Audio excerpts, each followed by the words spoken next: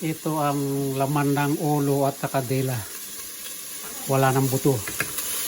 Kaya magluluto ako ng sinampalukang laman ng goat head and tongue. Yung dila. Inalis na yung buto niya.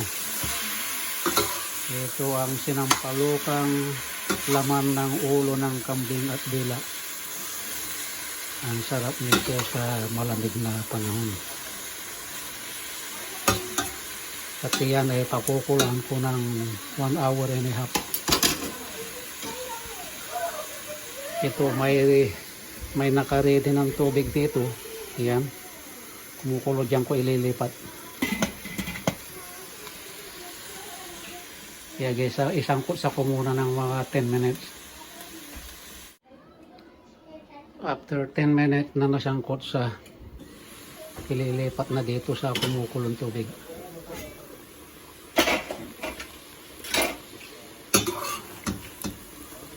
Ayan na.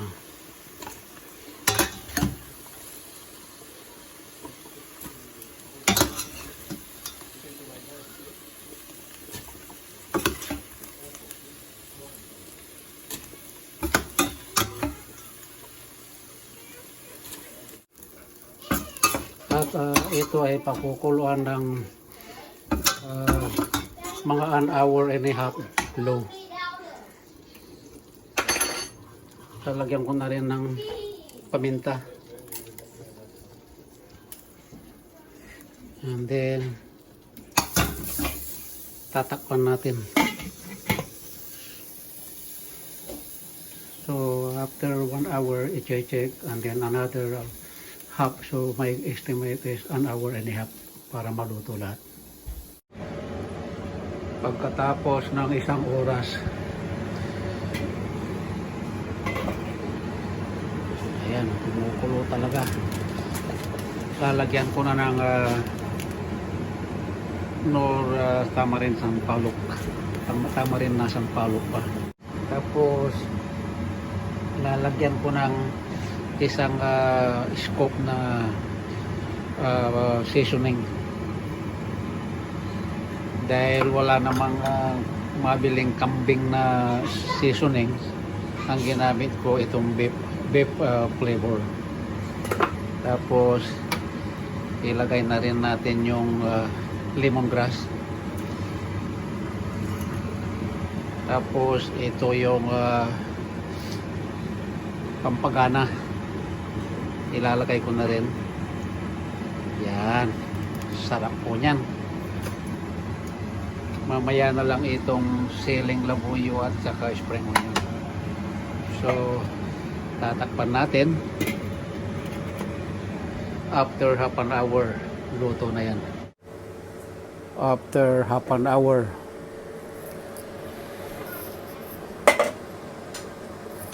ilalagay ko na yung sili at saka yung spring onion.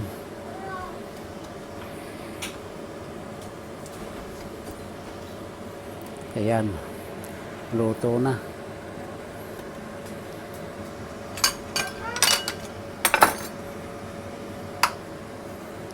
Ito yung aking pampagana. Ayan po.